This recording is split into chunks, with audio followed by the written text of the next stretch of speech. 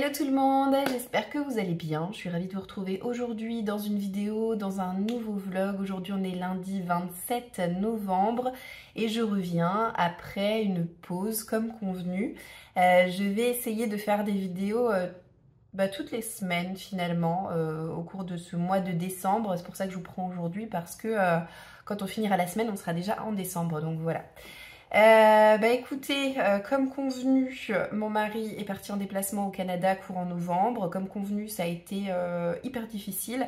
C'est pas tant le fait qu'il me manquait que la gestion maman solo avec 3 enfants qui se suivent. Hein. Pour rappel, mes enfants ont respectivement 5, 3 ans et demi et 1 an. Et quand on est tout seul, c'est dur. Franchement, c'est dur. Et autant Félix est toujours un amour, enfin vraiment, ce bébé, je sais pas comment il sera quand il sera plus grand, ça se trouve il sera un enfant très difficile, un adolescent infect, je ne sais pas, seul l'avenir nous le dira, mais alors vraiment en tant que bébé, mais je n'ai jamais rien eu à lui reprocher. En revanche, Marius et Louise, voilà, c'est vraiment avec eux que j'ai eu le plus de difficultés à faire face à cette semaine en solo sans le soutien moral et la présence physique de mon mari. C'est que sans cesse, voilà, frères et sœurs, ça se chamaille, ça se chipote, ça se tape dessus et vraiment la violence, oh, mais c'est le truc qui m'impacte le plus. Et je me sens impuissante en fait vis-à-vis de la violence de mes enfants. Mais sans cesse ils se frappent et puis ils sont insolents et voilà. Donc mon mari est parti du dimanche au samedi, ressenti 3 semaines quoi. Bref, écoutez, là ça va, ça va mieux. Bon, si ce n'est qu'on est encore dans les microbes, crise d'asthme et autres joyeusetés. Mais bon, hein, vous connaissez la chanson par ici. Alors, aujourd'hui, donc comme je vous l'ai dit, je vais essayer de vous prendre un peu tous les jours de la semaine et aujourd'hui, je vais surtout vous parler des activités créatives que j'ai pu réaliser ces derniers temps.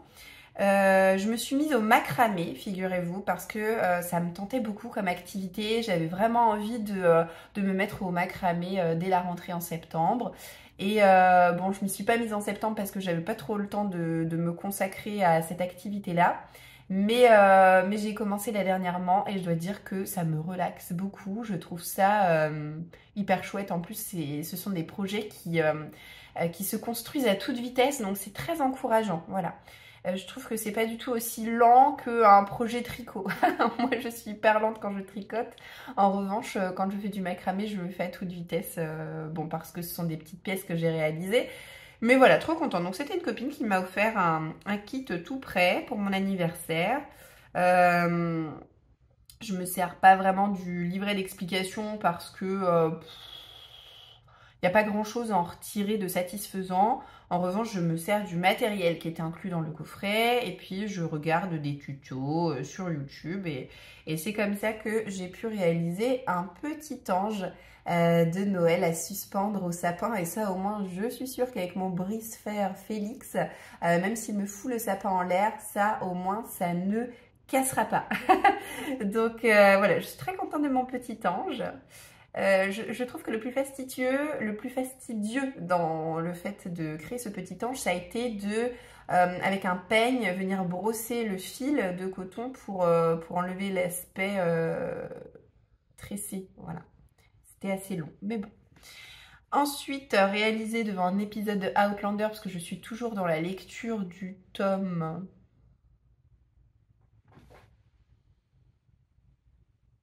4. Oui, c'est pas le 3. J'avais le 3 en tête, mais non. Je suis toujours dans la lecture du tome 4. J'ai dépassé la moitié. Je sais toujours pas si j'aurai le temps de le terminer avant la fin de l'année, mais bon, l'espoir fait vivre. Et en parallèle, je me suis mise à regarder la série, donc la saison 4. En revanche, je trouve que la série, je me suis attachée aux acteurs, aux personnages et tout ça. J'aime bien l'ambiance, mais c'est vrai que c'est très lent. Un épisode, c'est 1 heure et c'est lent, c'est lent, c'est lent. Donc je peux pas faire que regarder parce que sinon je m'ennuie très vite. Donc j'aime bien m'occuper les doigts pendant que je regarde une série. Donc un coup j'ai fait l'ange et puis l'autre coup voilà, j'ai fait cette petite étoile de Noël à suspendre là aussi au sapin.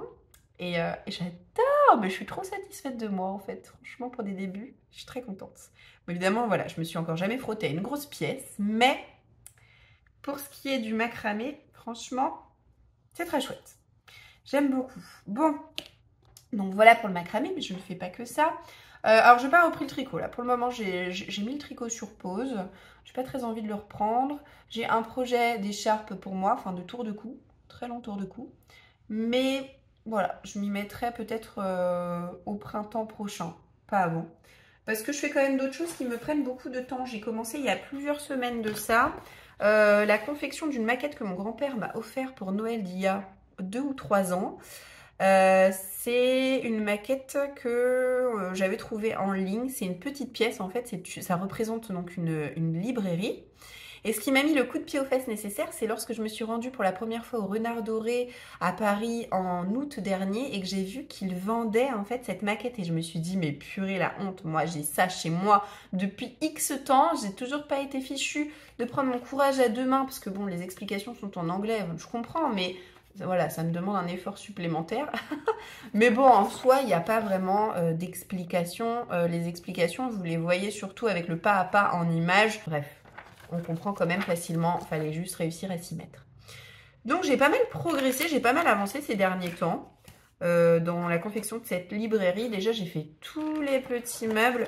Alors, il faut vraiment pas avoir des gros doigts. Parce qu'encore, bon, pour faire les meubles comme ça va. Ah là, j'ai pas fixé avec la colle. Voilà, là, c'est mieux. Pour faire les meubles comme ça va. C'est ce qui était finalement le plus rapide. En revanche, vous avez des choses tellement minutieuses comme par exemple la petite valise en carton sur laquelle il faut venir découper et coller des mini-images. La confection de petits dossiers, de petites boîtes comme ça en papier minuscule. J'en ai fait 10 hier. Ah! Au bout de la 5e, j'en avais déjà ras-le-bol en fait. Donc j'aime bien faire ça, mais à petite dose, parce que je peux pas y consacrer plus d'1 heure sans en avoir un petit peu marre. Donc les maquettes, voilà, c'est sympa, mais point trop n'en faut. Mais ça occupe bien, ça occupe bien. Et je pense que je serai très contente quand je l'aurai enfin fini, même si c'est pas pour tout de suite. Autre occupation manuelle, puzzle.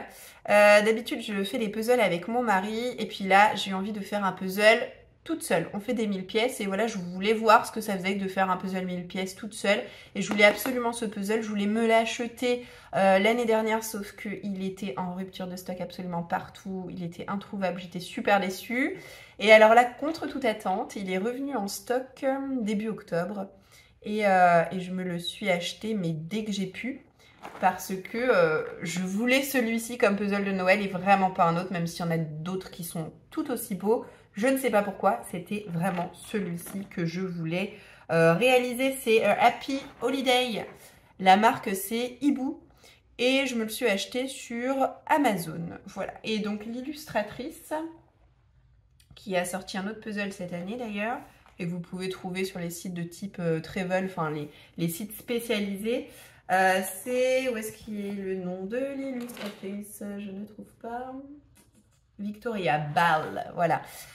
Donc j'ai un petit peu avancé, c'est-à-dire que qu'est-ce que j'ai fait? Donc j'ai fait tout mon bord, j'ai commencé la semaine dernière.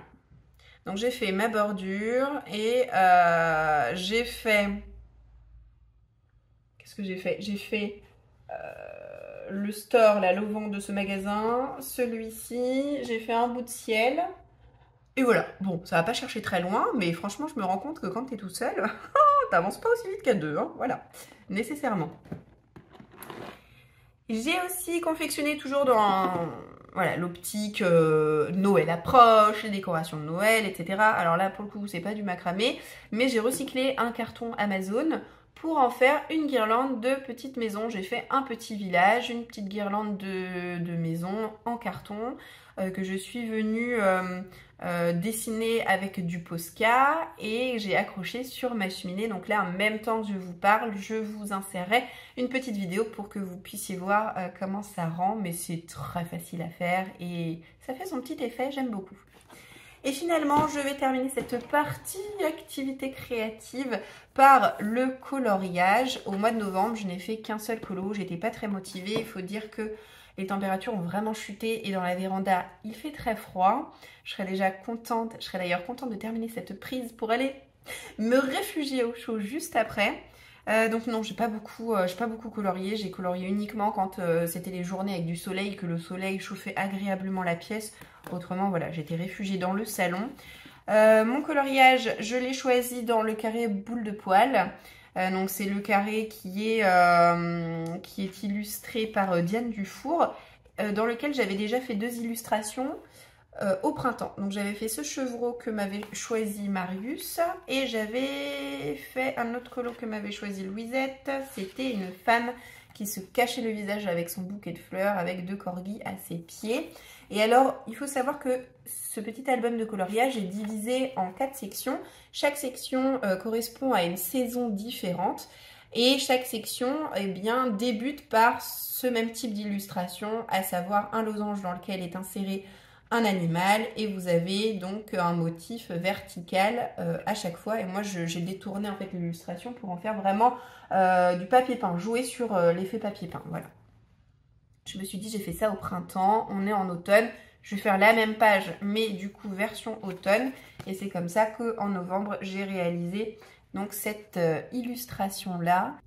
Alors voilà, je vous montre d'un peu plus près. Donc j'ai repris mon idée de papier peint.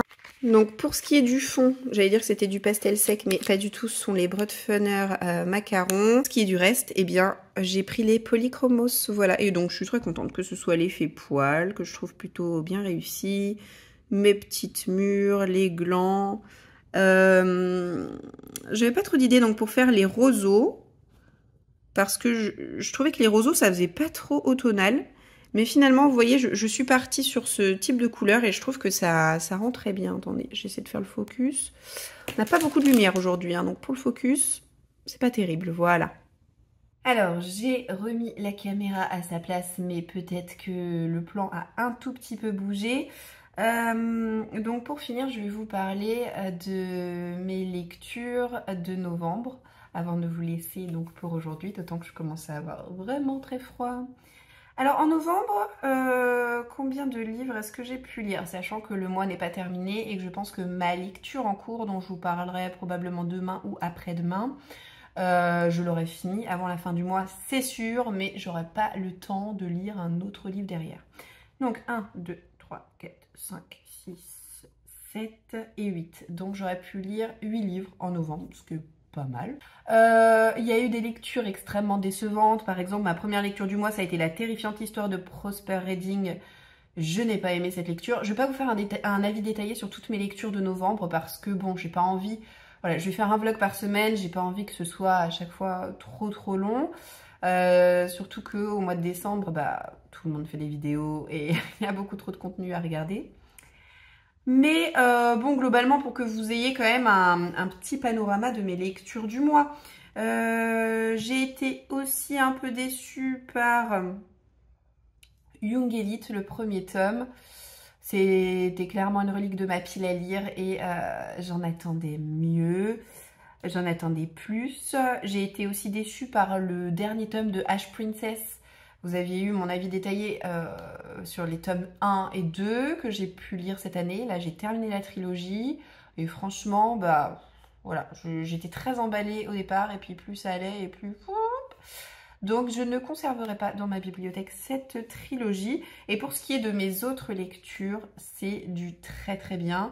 Je retiendrai donc La petite boutique au poison de Sarah Penner, qui mélange récit dans le passé, au 19e siècle, à Londres, avec une apothicaire particulière qui fabrique des poisons à destination des femmes qui tiennent à se venger de leur mari ou amant infidèle. Et puis d'un autre côté, on est au présent avec une jeune femme qui est dans une situation affective compliquée puisqu'elle vient de se faire tromper par son mari. Elle devait partir avec lui à Londres et puis finalement elle va partir toute seule. Elle va découvrir sur les bords de la Tamise une petite fiole en verre venant visiblement d'une boutique d'apothicaire. Et elle va mener des recherches étant passionnée d'histoire pour voir un petit peu d'où provient cette fiole. Et c'était passionnant, c'était absolument génial, hein. Ça parle de femmes qui veulent conquérir leur liberté, qui ont pour volonté de s'émanciper, c'était génial. Autre livre que j'ai beaucoup aimé lire ce mois-ci, c'est le Lizzie Martin, le tome 3, Un assassinat de qualité. C'est une série que j'aime beaucoup. C'est un policier historique qui se passe au 19e. Et ah oui, en fait je me trompe, ça c'est pas 19e, c'est 18e pour ce qui est de la période dans le passé. Et là, pour le coup, c'est du 19e siècle. J'aime énormément cette histoire parce qu'à chaque fois, c'est très... l'ambiance est géniale en fait, hein, avec le smog caractéristique londonien, une atmosphère très pesante, très brumeuse, très glauque. Et ce tome 3, c'est vraiment mon préféré de la série pour le moment. Parce que, en plus de Lizzie Martin, ancienne femme de chambre qui est devenue Madame Ross dernièrement, eh bien, on ne suit plus que son point de vue à elle, on suit aussi celui de son mari qui est inspecteur de police. Et donc là, ils vont enquêter sur le meurtre d'une femme bien née qui a été retrouvée donc dans Green Park. Et c'était génial. C'était génial parce que je trouvais que ça parlait de thématiques que j'ai peu vues jusqu'à présent dans des récits de ce type. Donc c'était très chouette. J'ai vraiment adoré. Il faut que je m'achète la suite parce que j'ai pas encore le tome 4 en ma possession. Autre belle découverte du mois, La 9e maison de Laïs Bardugo. Je la connaissais avec son gris Chaverse comme la plupart des gens. Et je suis heureuse d'avoir pu constater qu'elle sait faire autre chose. C'était vraiment atypique comme lecture. J'ai eu du mal à rentrer dedans. C'est pour ça que c'est pas un coup de cœur. Parce que j'ai trouvé qu'il y avait des longueurs. Et l'univers finalement est difficile à accaparer. Voilà, c'est pas évident de rentrer dedans. C'est pas si immersif que ça. Et puis surtout, c'est destiné à un public très averti parce que on nous parle eh bien, de sexe, de drogue en abondance. Et voilà, c'est dur, c'est très pesant comme ambiance. Mais c'est aussi génial parce que ça nous parle de sociétés secrètes dans l'univers de l'université de Yale. Et j'avais encore absolument jamais lu quelque chose de ce type. Donc j'ai hâte de me procurer le tome 2 que je n'ai pas encore parce que je demande à en savoir plus. Voilà. Et puis bon, bah, ma lecture en cours, eh bien, je vous la montrerai comme je vous l'ai dit demain ou après-demain. Donc je n'en parle pas pour le moment. Je vais vous laisser là et je vous retrouve tout bientôt.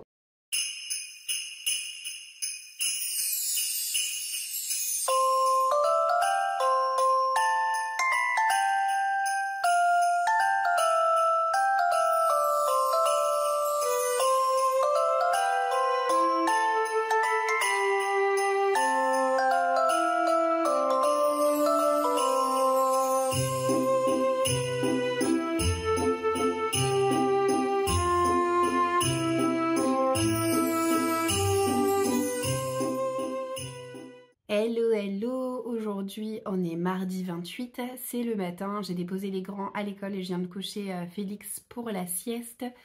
Je vous reprends donc un petit peu ce matin pour vous montrer donc ma lecture en cours que j'ai posée je ne sais où. Donc en ce moment je suis en train de lire le premier tome d'une saga d'urban fantasy super connue que je n'avais encore jamais lu, mais que la plupart d'entre vous connaissent, j'en suis sûre. C'est le premier tome de Kate Daniels et c'est Morsure magique. Donc c'est écrit par Ilona Andrews.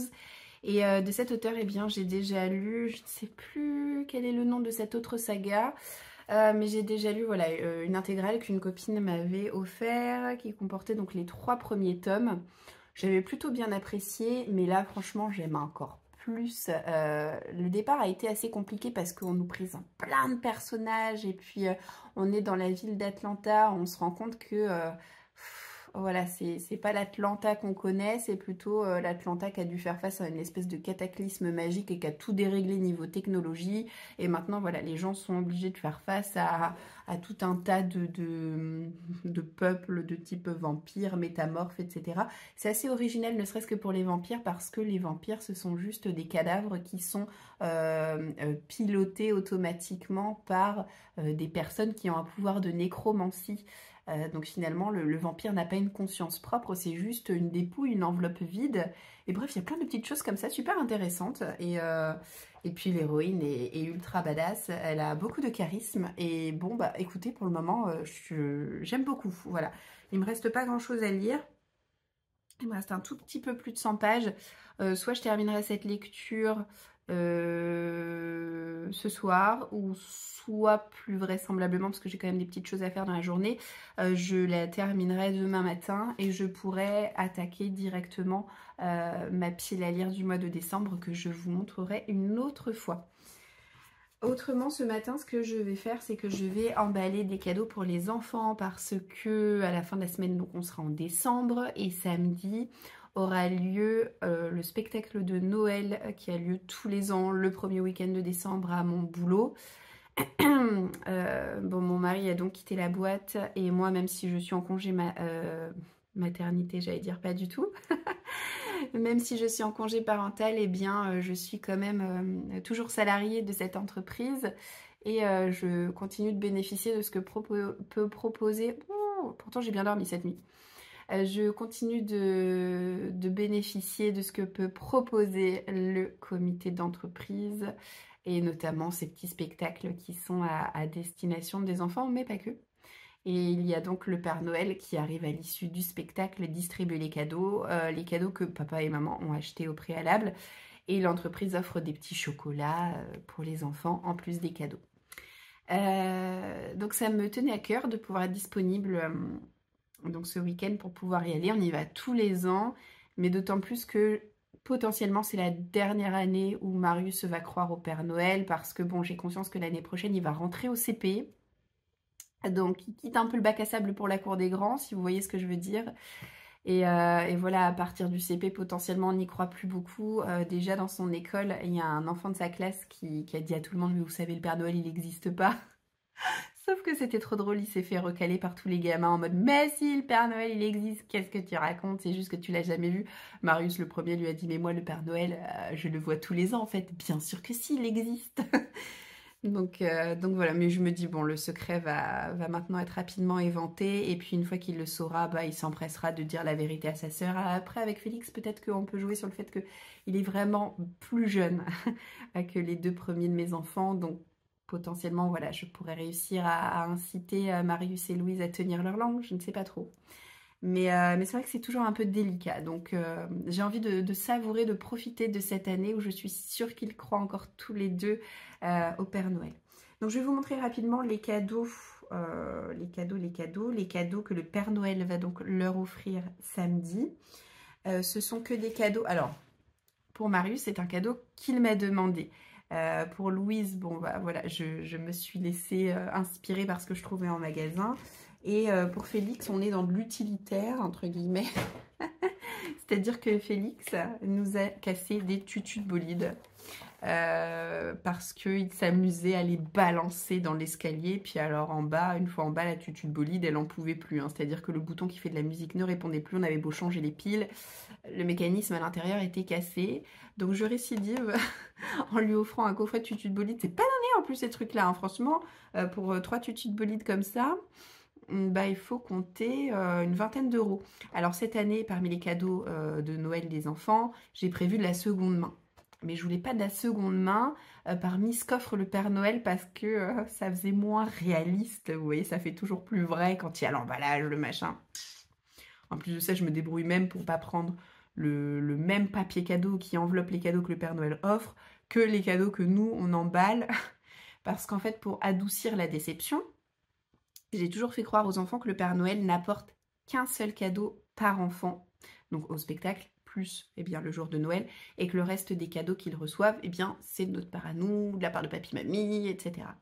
Donc je me suis toujours dit que voilà, ça adoucirait le truc. Je sais pas, on verra, je vous raconterai le moment venu. Donc bref, pour mettre toutes les chances de mon côté et accentuer la dimension réaliste, je prévois quand même des cadeaux neufs pour ce qui est offert par le Père Noël et avec un emballage cadeau spécial. Voilà, donc des tutus de bolide pour mon brise-fer, en espérant que celle-ci dure un peu plus longtemps que les précédentes. Pour Louise, j'ai trouvé une poupée comme ça, qui a des vêtements de mini, mais il y en a plusieurs dans la gamme, hein, de tout style. Et alors c'est Cry Babies, donc la poupée pleure, et elle pleure des vraies larmes visiblement, et donc on la calme en lui mettant sa tétine dans la bouche. Je pense que ça plaira beaucoup à ma fille qui adore pouponner. Voilà. Donc ça, où est-ce que je l'ai acheté? Je fais quand même de gros comparatifs, c'est pour ça que je suis très lente à acheter tous les cadeaux de Noël. Déjà tout ce qui est grands-parents, etc. n'ont pas forcément d'idées, donc c'est moi qui dois trouver des idées pour tout le monde, et puis c'est moi qui avance les sous.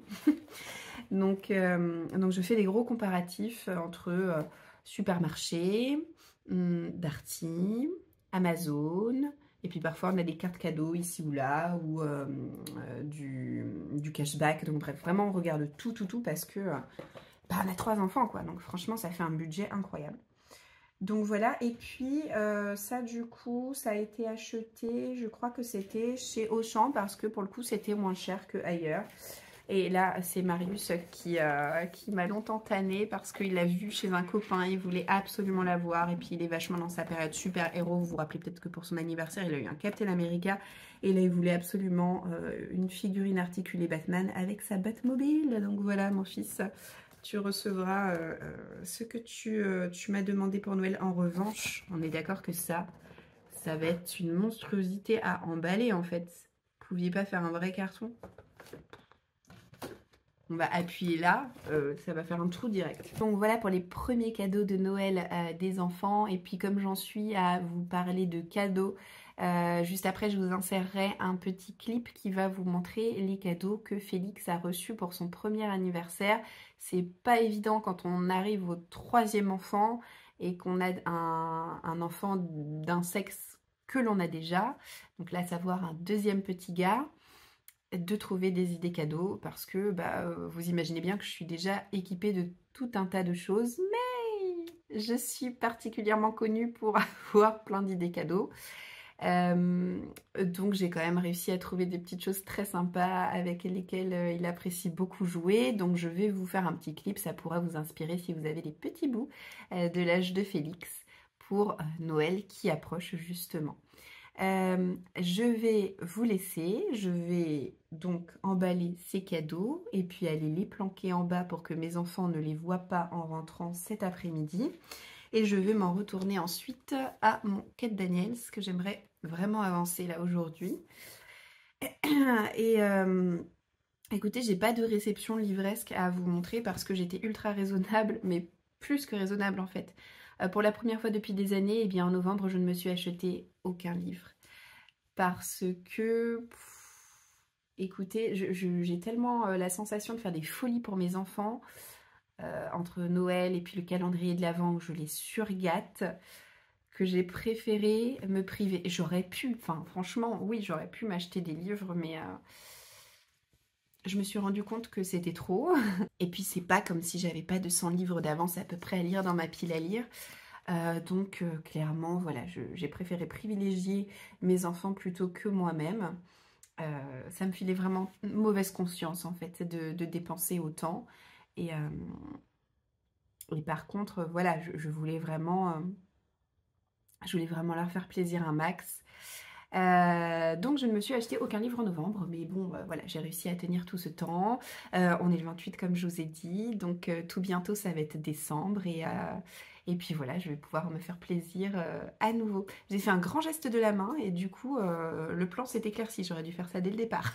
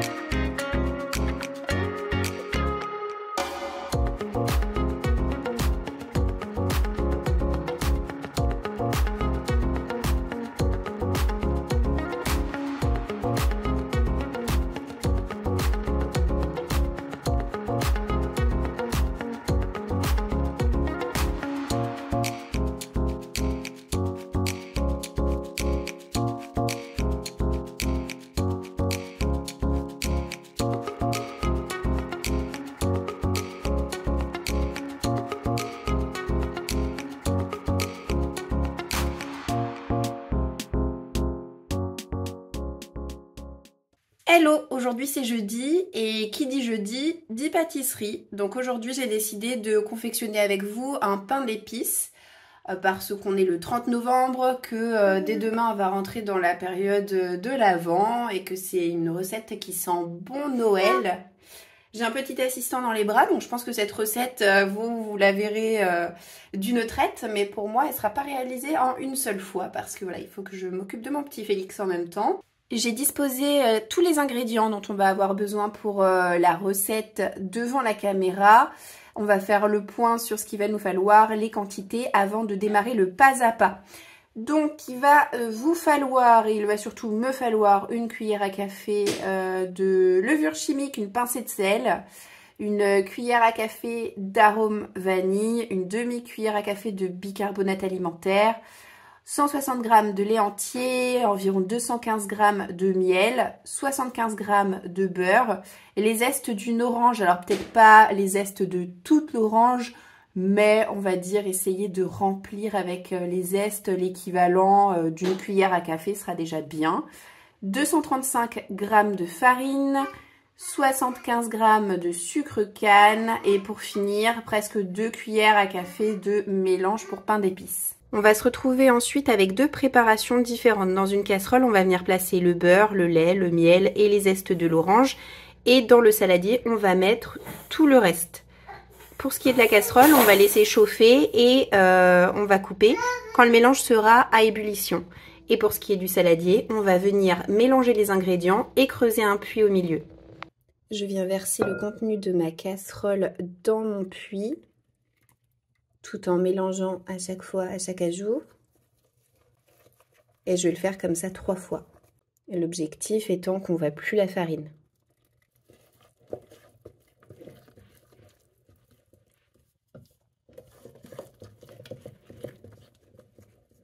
Quand je trouve que ma pâte est suffisamment lisse, je m'arrête, ça sert à rien de surmélanger. Et puis je vais venir beurrer, fariner mon moule et je vais enfourner. Et voilà, mon pain d'épices est maintenant terminé. C'est une recette qui est vraiment facile à faire. Je l'ai fait cuire à 160 pendant 1 heure. Pas avec mon four habituel parce que notre four a rendu l'âme. On en a un nouveau depuis hier et je n'ai pas encore osé l'utiliser parce qu'il faudrait auparavant que je le fasse cramer le four pendant 1 heure pour que la mauvaise odeur s'échappe. Enfin bon, vous savez ce que c'est, hein, dès qu'on a un nouvel appareil, il faut toujours essayer de les cramer un petit peu avant de les utiliser pour la première fois, c'est plus prudent.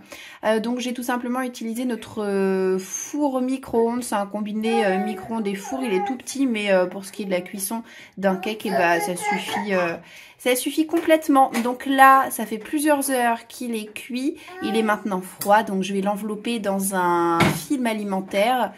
Et puis je vais l'enfermer dans une boîte hermétique pour que il continue de bien développer tout son arôme, toutes ses saveurs. Il sera délicieux pour le goûter à partir de demain.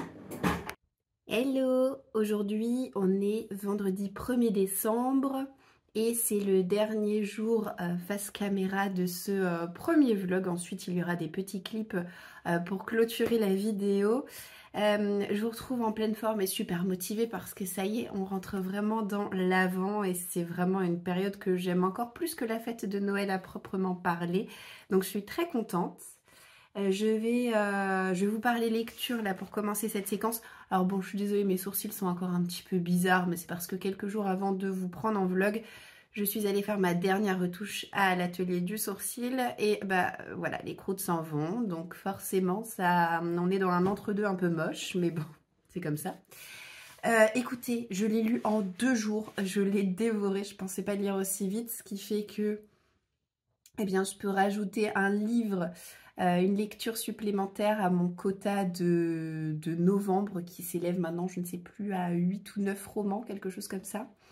Je pensais pas le lire si vite et puis je pensais pas l'apprécier autant. Donc j'ai lu l'Ikabog de J.K. Rowling qui est sorti chez Gallimard il y a déjà un certain nombre d'années. Je n'osais pas me lancer parce que c'est compliqué de passer après Harry Potter. Et puis je me suis dit en fait il faut que je lise ce livre pour ce qu'il est, à savoir un petit jeunesse distrayant. C'est adapté à un lectorat plus jeune que le premier tome d'Harry Potter selon moi. Et puis quand je lisais, j'essayais d'occulter le fait que c'est écrit par J.K. Rowling.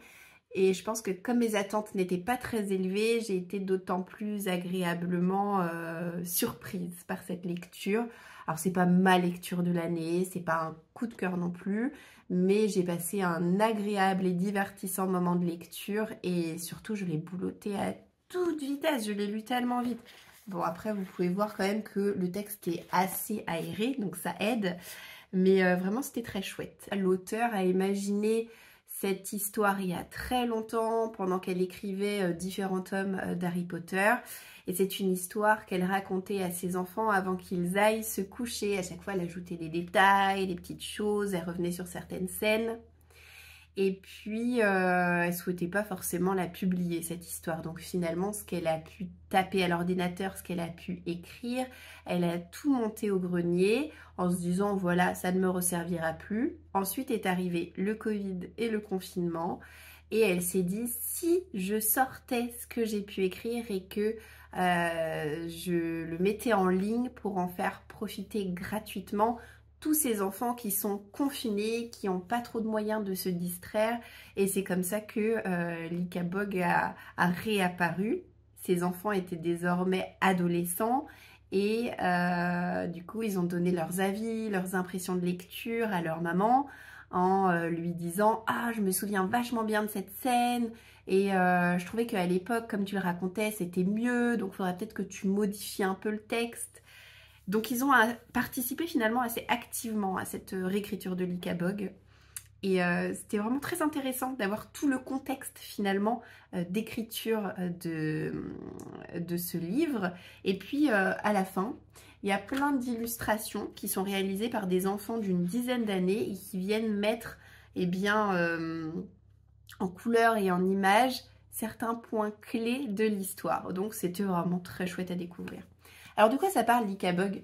Eh bien ça parle d'un royaume dans lequel règne le roi Fred. Il a deux amis qui sont également ses conseillers, mais qui sont des mauvais conseillers parce qu'ils n'ont que peu d'estime pour leur souverain et eux ce qu'ils envisagent avant tout c'est leur profit personnel.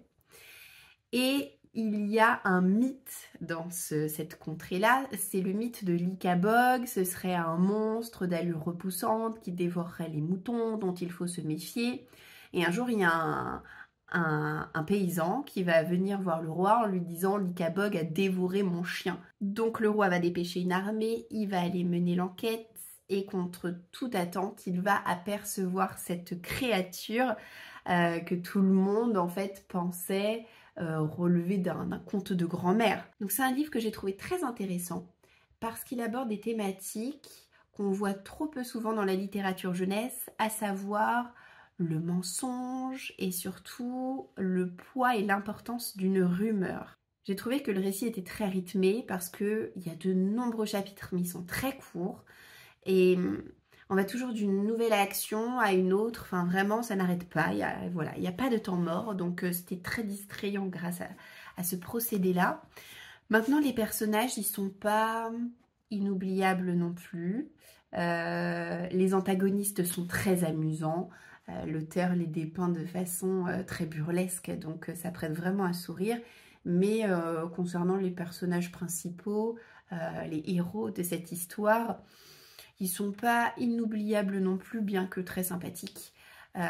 Donc voilà, c'était très chouette, mais ne vous attendez pas à quelque chose du niveau de Harry Potter, on n'en est pas là, et c'est une lecture encore une fois tellement différente qu'il faut vraiment la prendre pour ce qu'elle est, un récit distrayant pour les enfants, voilà. Là aujourd'hui j'ai installé le sapin en rentrant de l'école, donc j'ai mis les guirlandes lumineuses, j'ai installé la crèche pour gagner un peu de temps pour l'ouverture du calendrier de l'Avent des enfants ce soir, qui va consister pour cette première journée à décorer le sapin. Donc voilà, moi j'ai installé tout ce qu'ils ne pouvaient pas faire et eux ils mettront des boules. Donc j'ai investi dans de nouvelles boules cette année parce que je conserve le mauvais souvenir dans ma mémoire de Marius âgé d'1 an, donc le même âge que Félix, et qui s'amuse à tirer sur le pied du sapin et à me foutre le sapin en l'air et dans un énorme fracas de boules brisées, mes belles boules Maison du Monde qui coûtent une blindasse. Donc là du coup cette année j'ai acheté des boules soi-disant incassables, mais Félix en a déjà cassé une, donc c'est à dire que si tu croques un peu avec ta petite dent, oui ça casse. Mais si tu la fais tomber par terre, ça ne casse pas. Donc j'ai acheté ça chez Action. Elles sont pas extraordinaires, mais ça fera le job pour cette année. Et au moins je conserverai ma tranquillité d'esprit. Donc parlons calendrier de l'Avent justement. Pour moi, mon calendrier de l'Avent, il est là. C'est un Maison Colibri. C'est une marque de madeleine française que j'ai découvert l'année dernière puisque je m'étais déjà pris un calendrier de l'Avent de cette marque-là et j'avais adoré. La madeleine, c'est pas forcément mon gâteau favori. C'est un gâteau que j'aime bien, mais voilà, sans plus. Mais la particularité de Maison Colibri, c'est pas de faire spécialement que des madeleines au beurre. C'est de proposer des nappages et des coulis à l'intérieur, bref, des goûts hyper variés, hyper originaux. J'ai découvert plein d'associations sympas qui me donnent par la suite envie de tester à la maison et de refaire avec les produits que moi je peux réussir à acheter. Donc bon, voilà, c'est pas des dupes parfaits de Maison Colibri, mais en tout cas dans l'esprit on y est. Par exemple, l'année dernière, j'ai goûté une madeleine coco et depuis, je ne fais que des madeleines à la noix de coco avec un nappage, une coque au chocolat noir et j'adore mes parfums préférés de madeleine, c'est ça quoi. Donc voilà, là, cette année, il y a des recettes différentes et d'autres inchangées par rapport à l'année dernière, mais bon, je trouve que c'est vraiment un beau produit et puis le calendrier en lui-même est magnifique. Ça fait son petit effet, donc je suis très contente. Là, je sais que ce sera ma petite routine du mois de décembre, mon petit goûter, ma madeleine et mon thé. Donc voilà pour moi. Je ne multiplie pas les calendriers de l'Avent. Je sais que certaines personnes adorent collectionner 4 ou 5, voire même plus calendriers de l'Avent. Je trouve que le calendrier de l'Avent, c'est un beau produit qui pousse vraiment à la surconsommation et j'ai pas envie de rentrer là-dedans dans le sens où je consomme déjà énormément par rapport à mes enfants. Donc je préfère les favoriser eux plutôt que moi. Moi, une madeleine par jour, ça me suffit. Vous voyez, j'ai pas besoin d'ouvrir 36 000 trucs pour avoir, je sais pas, une petite confiture par-ci, un vernis à ongles par-là, une crème pour les mains par là-bas, une bougie. Bref, non. Voilà. Surtout qu'après vous vous retrouvez avec tout votre bazar et vous êtes là, j'ai pas assez d'une vie pour tout utiliser. Donc non, voilà, je préfère être raisonnable en ce qui me concerne et l'être un petit peu moins vis-à-vis de mes enfants. Donc pour cette année, le calendrier de l'Avent des enfants, c'est toujours le même calendrier que j'avais acheté chez Cultura il y a 4 ans peut-être, avec les petites maisons que je vous montrerai juste après. Donc une maison un jour, donc tantôt ce sera Marius et le lendemain ce sera Louise qui ouvrira la maison. Et à l'intérieur, qu'est-ce qu'on va pouvoir y trouver? Eh bien parfois des chocolats et sinon des petites cartes. Franchement c'est sous leurs yeux, mais jamais, jamais mes enfants auront l'idée d'ouvrir pour découvrir les petites cartes. Ça m'amuse trop. La vicieuse. Donc je suis venue, j'avais acheté du papier chez Action comme ça là. Du papier, des petites étiquettes pour écrire le nom de la personne quand vous offrez un cadeau. Et je me suis dit, qu'est-ce que je vais faire avec ce papier? Finalement, voilà, j'ai fait les petits papiers pour le calendrier de l'Avent des enfants. Donc, tantôt, il y aura un chocolat. Là, aujourd'hui, j'ai dessiné un sapin parce que en rentrant de l'école, leur job, ça va être de décorer le sapin. Et puis sinon, quand ils vont tomber sur cette image-là, c'est qu'il va y avoir des santons à déposer dans la crèche. Cette image-là, ça va être atelier, pâtisserie, biscuits de Noël avec maman. Le point d'interrogation, c'est parce que c'est une surprise, que c'est compliqué de mettre en image. Par exemple, au cours du mois de décembre, ils vont avoir droit à un gros dessin animé sur la thématique de Noël. On regarde aussi en famille. La France a un incroyable talent. Les enfants adorent. Et je pense que pour la finale, je vais l'enregistrer, enfin on regardera en replay, bref, peu importe. Et on se fera une soirée télé, plateau repas télé, avec les enfants devant la finale. Ils n'ont jamais veillé tard pour regarder la télé, ce sera l'occasion. Ça, c'est pour demain. Demain, les enfants rencontreront le Père Noël. On va aller à mon ancien boulot. Pour voir le spectacle de Noël. Et donc voilà, j'ai dessiné un Père Noël. Et puis ça, c'est quand ils vont recevoir des petits cadeaux ou des gros cadeaux dans leur calendrier de l'Avent. Des bricolages, des cartes à gratter, des gommettes. Et puis d'autres cadeaux un peu plus conséquents. Voilà. Donc ce sont mes petites cartes et puis à chaque fois je vais leur demander de me les redonner précieusement parce que ça va resservir d'un jour à l'autre et puis j'aimerais bien les conserver pour l'année prochaine, que j'ai pas à chaque fois à tout faire. Mais regardez-moi cette bougie trop mignonne. Bon, je l'avais planquée dans la cuisine parce qu'à chaque fois qu'ils vont avoir des cadeaux, il va falloir, je leur dirai la pièce et puis il va falloir qu'ils fouillent pour retrouver le cadeau en question. Mais on va avoir une espèce de fil rouge tout au long du mois de décembre par rapport à ce calendrier de l'Avent. Donc en plus du sapin, ils vont devoir retrouver dans la cuisine ce soir ce livre qui est sorti chez Ozu. Vous connaissez peut-être la collection parce que vraiment elle a le vent en poupe, le concept est génial, ce sont des romans de l'Avent. Il y en a aussi eu un pour adultes qui est sorti, je crois qu'il est en rupture de stock partout tellement il a été victime de son succès. Je ne sais même plus quel auteur a écrit ça. Je crois que c'est l'auteur des Étoiles de Noces Aide, Sophie Jomain, il me semble. Mais bon, voilà, moi je n'ai pas souhaité l'acheter parce que voilà, je ne suis pas une grande fan de ce qu'elle peut écrire, mais le concept est top et du coup ils ont sorti aussi toute une large gamme pour les enfants. Et celui-ci, c'est le seul livre qui existe pour les plus petits, à partir de 5 ans. Donc c'est un roman et chaque jour, vous prenez une règle pour détacher le feuillet qui vous permet de lire 2-3 pages de l'histoire. Et donc il faut patienter à chaque fois jusqu'au lendemain pour avoir la suite. Donc là c'est le concours du Père Noël, donc c'est le Père Noël qui organise un concours. Et le grand gagnant de son concours aura le droit de le suivre lors de sa prochaine tournée. Voilà. Donc je suis très contente que le roman accessible pour les plus jeunes aborde cette thématique de Noël parce que c'est pas le cas pour les 7-8 ans, ça parle plus forcément de Noël, ou alors peut-être que oui, mais en tout cas c'est pas sur le Père Noël.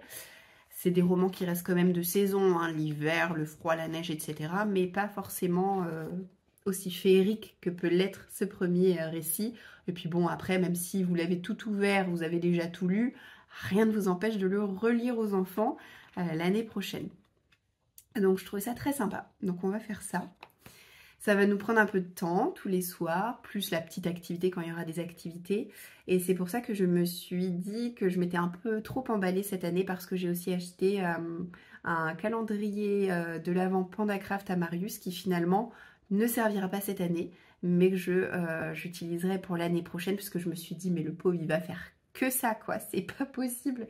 Entre le calendrier de maman, les activités, la lecture du livre, plus le Pandacraft, non, ça n'allait pas. Donc je me suis dit que l'année prochaine, Félix aura 2 ans, il sera en âge, c'est toujours l'âge minimum pour moi, pour que les enfants puissent profiter du calendrier de l'Avent. Donc l'année prochaine, ce sera Félix et Louise avec le calendrier de maman. Bien sûr, quand ce sera la réception d'albums ou d'histoires comme ça, Marius pourra écouter, mais il participera pas activement à la recherche du livre. Il aura son calendrier Pandacraft parce que ce sera le plus grand. Et aussi parce que l'année prochaine, entrée au CP, il y aura des devoirs à faire le soir. Il n'aura pas le temps de faire ses devoirs, plus les calendriers de l'Avent dans tous les sens. Donc voilà, faut la jouer un peu finote quand même, faut un peu réfléchir. donc c'est ce que j'ai prévu. Et puis, en plus de ça, cette année, dans une petite chaussette que j'ai confectionnée il y a 2 ans, je vais glisser une pièce de ce puzzle. Alors c'est pas une nouveauté ce puzzle, les enfants le connaissent, c'est en accès libre à la maison, mais c'est un puzzle 24 pièces et chaque jour il y aura une pièce dans la chaussette que Louise déposera là sur le meuble sur lequel vous êtes posé, où il y a d'habitude mon panier à tricot mais que j'ai enlevé pour le mois de décembre pour confectionner le puzzle. Et puis alors l'utilité que je vois à faire ça, c'est que on voit qu'on progresse de plus en plus vers Noël, c'est-à-dire que plus le puzzle s'avance, plus on est près de le terminer et plus on sait que Noël est imminent. Voilà. Donc c'est une petite aide visuelle qui leur permet aussi de se projeter dans le temps. Et pourquoi Louise et pourquoi pas Marius? Parce que il y a 2 ans, c'est Marius, lorsque je l'ai acheté ce puzzle, qui l'a fait. Et l'année dernière, je ne l'ai pas proposé parce que c'était encore trop frais dans sa mémoire. Et cette année, je me suis dit, bon, bah du coup, ça va être à Louise de s'y coller. D'autant que c'est devenu très facile hein, pour Marius, les puzzles comme ça maintenant. Et l'année prochaine, j'ai déjà acheté il y a quelques années. Non, mais la fille, c'est bon. Moi, je sais quoi leur offrir pour leurs 37 ans, les amis. C'est déjà en haut, c'est déjà... Je rigole, mais pas loin. J'ai déjà acheté il y a quelques années Mais pourquoi je les ai achetés en fait? Je ne sais pas, peut-être il y avait une vente privée ou alors juste je les trouvais trop beaux, je voulais craquer avant qu'ils soient plus en stock, je ne sais pas. J'avais trouvé 2 puzzles, je crois que c'est 24 pièces aussi, mais magnifiques avec des décors incroyables. Pas sur la thématique de Noël cette fois, mais un qui fait plus fille et l'autre qui fait plus garçon. Et je leur offrirai l'année prochaine, ils auront chacun leur pièce de puzzle à disposer. Voilà, j'arrête de parler en fait. Je vous jure que ces vlogs ne seront pas aussi longs dans les prochaines semaines. Là, c'est parce qu'on s'était pas eu depuis longtemps, fallait que je vous donne des nouvelles. On a fait le point sur toutes mes activités créatives. Il y a guère eu d'avancée sur ces quelques jours. Donc je sais que l'année prochaine, la semaine prochaine, j'aurai pas autant de choses à vous raconter. Donc voilà, la fille qui a trop envie de s'étirer en vidéo, excusez-moi. Voilà, ça va mieux. Du coup, je vais vous laisser là. J'ai été très bavarde. Mais le vlog n'est pas encore terminé puisque je vous laisse avec des petits clips vidéo. Je vous dis à très vite, à la semaine prochaine. Ciao, ciao!